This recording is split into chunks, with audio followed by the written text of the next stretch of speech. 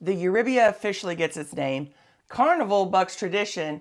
Bahamian cruises are going to start costing more, and I'm about to go off on a rant. Ahoy travelers, it's Amy with Cruising from the Ozarks here with your weekly Cruise News Roundup and my thoughts on some of the biggest stories of the week. Those who are channel regulars will know that I've been keeping up with the ship build of the MSC Euribia because we plan to be on her next fall. This week, she finally had her official naming ceremony in Copenhagen with Godmother Sophia Loren present.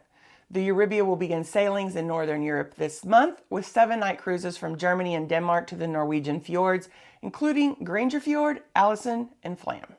Carnival is changing things up and going against tradition by appointing late-night talk show veteran Jay Leno as their first ever godfather to one of its ships, the Carnival Venezia. He will be in New York on June 14th to help usher the ship into service. Carnival President Christine Duffy said that having a godfather would be both fun and appropriate, and that they knew that Leno would be the perfect choice. He will perform a special comedy show exclusively for Carnival event guests at the ceremony, and Leno said that he was excited to have his very own cruise ship, although he thinks he's going to need a bigger garage. For those who are familiar with Leno, know that he's a big motorhead and collects classic cars, expensive cars, huge garage. Are you a big fan of cruising to the Bahamas? Well, cruises to the Bahamas are going to start costing more. In a plan to substantially raise revenue from cruisers, the government of the Bahamas is proposing departure tax hikes for cruise passengers along with 2 new tax levies. And when I say substantially, I mean it. The proposed hikes will raise yearly revenues from $50 million to $145 million. That's almost 3 times the amount. The current departure tax is $18 per passenger and will be raised to $23. The bill also creates a $5 tourism environmental tax and a $2 tourism enhancement tax on cruisers arriving or departing the Bahamas, which is going to bring cruiser costs up to $30 per person. These changes are likely to go into effect next month for those traveling to Freeport and Nassau.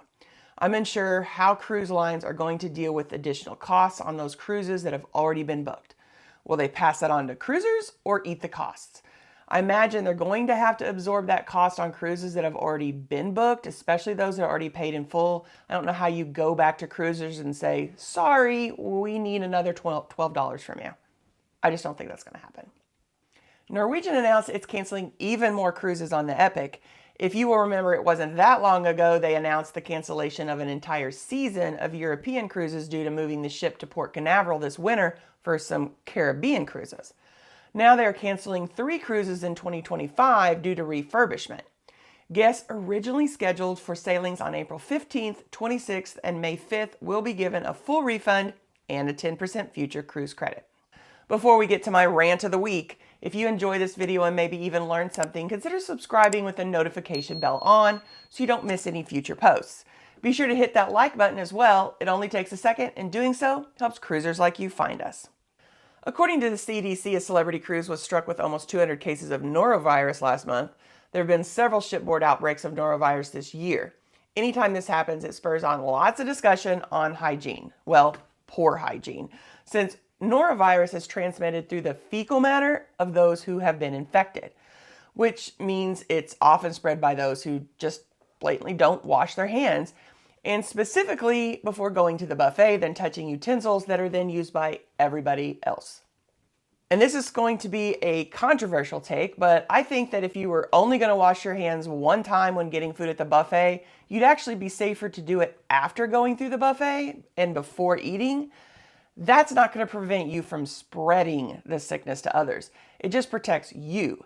What I think really needs to be done is for cruise lines to have sanitizer either at every table or at the very least stations scattered around the dining area, not just 1 or 2, like a lot of them.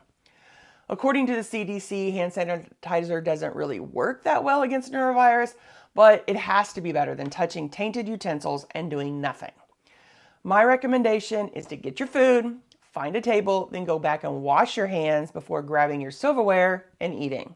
Or maybe do what I do and skip the buffet altogether. I have long had issues with other people's germs. In fact, my insistence on having wipes at work is the only reason we had a large enough supply on hand to pass them around to everyone when COVID hit.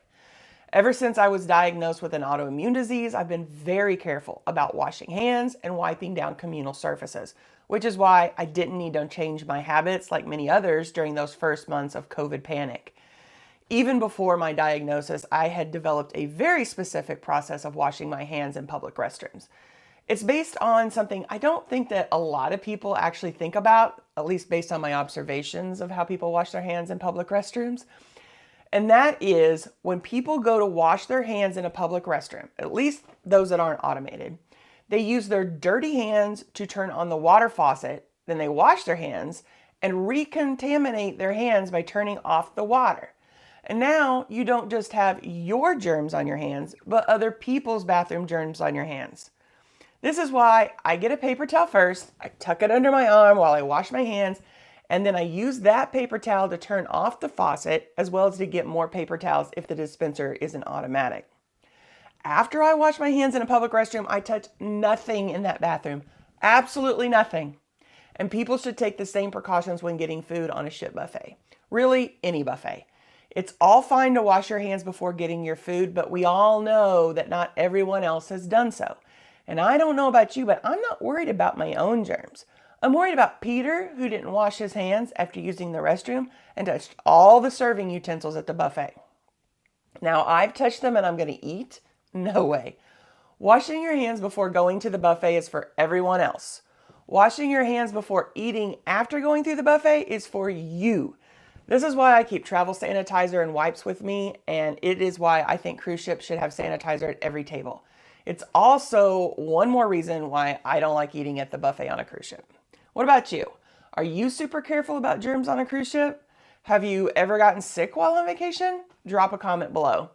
The sickest I have ever been was while on a beach vacation, and I can only imagine how much worse it would be if you were sick on a cruise ship. Wash your hands, everyone. Why not stick around and check out this video on why I love Carnival even though I'm an introvert, and then come back for more information designed to help you have an amazing cruise. Have a blessed week, everyone.